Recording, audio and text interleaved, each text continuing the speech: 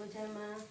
તો જો આપણે ઓફિસેથી ઘરે આવી ગયા અને ઘરે આવીને વાસણ ચડાવી થોડું ઘણું બીજું કામ કરીને જો પેલા યુગભાઈનું ગાયનું દૂધ ગરમ મૂક્યું હતું મેં તો જો યુગભાઈનું ગાયનું દૂધ અને ઓફિસેથી આવીને ત્યાં લેતા આવીએ સવારે પીવે છે ને એ તો યુગભાઈનું ગાયનું દૂધ છે.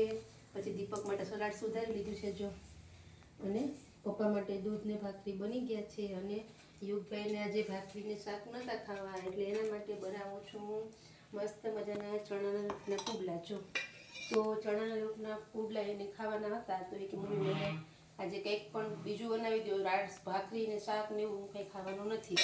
તો જો એક પુડલો બની ગયો અને બીજો એના માટે હું બનાવું છું. તો એ કે મમ્મી મારે એમાં ચીઝ નાખવું છે. તો હવે આમાં તો મમ્મીએ કોઈ ચીઝ નાખ્યું છે નહીં, તો આજે આપણે ટ્રાય કરશું કે ચીઝ કેવી રીતે નાખવું છે. તો હું વિચારું છું કે હવે ચીઝ કેવી રીતે હું નાખીશ.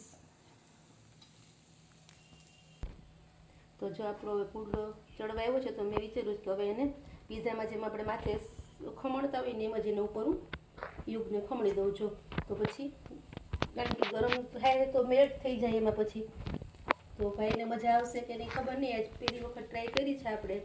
તો યુગ તને ભાવશે કે નહીં ભાવે બેટા? હા હે ભાવશે ને. કેવું ભાવશે?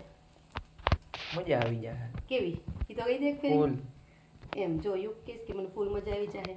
તો જો એના માટે આવી રીતે આમ કર્યું છે, આમ પાથરી દીધું છે. જો આ તો આવો ચીઝવાળો ચણાના લોટનો પુડલો કોને કોને ખાધો છે અને કોને કોને ભાવે છે એની કોમેન્ટ કરજો. આપણા વિડીયોને લાઈક કરજો, શેર કરજો અને યુટ્યુબમાં જઈ અને આપણી ચેનલને સબસ્ક્રાઈબ કરજો અને આપણા પેજને ફોલો કરવાનું ભૂલતા નહીં. તો હવે મળશું અને પછીના વિડીયોમાં. ત્યાં સુધી આવજો.